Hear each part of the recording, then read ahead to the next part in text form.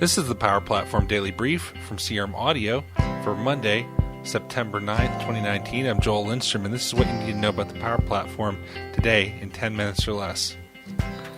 Our first story is the general availability of the new ModelDriven Form Designer. So if you've been following this story, you know that traditionally we've had the Form Designer in the settings area inside the classic UI. And there's a new model-driven form designer that has been in preview, and this form promises the ability to configure a form like it looks like in the unified interface, but it's had some big limitations. Subgrids were missing, there were certain types of fields you couldn't create from the form, components weren't there, a lot of things were missing. Now it's generally available, and a lot of those missing pieces are now there. So you can add components like the visual controls right from the form. You can create a field. You can add a subgrid component. You can configure a quick view. There was a lot of things like that you couldn't do. Now you can do them.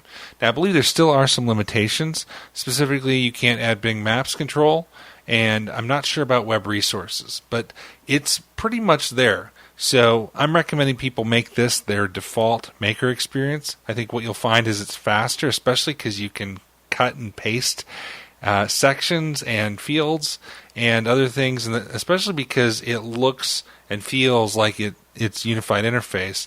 You can generally work faster with it. So again, I would encourage you all to go to Power Apps and go to Solutions there, and you can configure your forms. From there. You can also work from App Designer and get to it from there. And Microsoft has heard the feedback on the portal pricing changes, and they've announced a new tiered pricing that will reduce the rates for the more volume you use. And so originally they were talking about $2 per login for 100, but they're adding tiers for 1,000 and 5,000. So when you get to 1,000, it decreases to $1 per login, and when you get to 5,000, it decreases down to 70 cents per login. So this is a positive change, especially for high volume portals. And again, the majority of portals don't have 1,000 or 5,000 logins per month. It's only the outliers that do, and this is great that Microsoft's giving an option to scale that for larger and busier portals.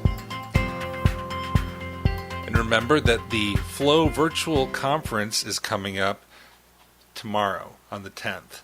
So if you haven't registered for that, go register, and that should be some good Flow sessions there. Also remember on the 25th of this month, coming up in about a couple weeks from now, we will have the Power Platform 24. We have gone through the session selection process. You can see the sessions and the speakers at xrmvirtual.com. We'll be creating a landing page for the entire conference, but you can now go to xrmvirtual.com and add the sessions that you want to attend to your calendar. And if you were on social media this weekend and you follow the Dynamics and Power Platform communities, you probably saw all the excitement around those Dynamics guys' global hack for education. And so there was a lot of really cool things that were being done, and I'm not sure what the results were. But one of the coolest was the Team Apollo from the Reston, Washington, D.C. area. They did a really cool app called Blast Off for reading that involved probably every Microsoft technology out there. The video that Mike and the group put together was really cool, and I'll put it in the show notes. Be sure you watch that, as well as the other presentations from the other teams. And congratulations to everybody who participated in that. This has been the Power Platform Daily Brief for Monday, September 9th, 2019. I'm Joel Lindstrom. Now you're up to date. Power on.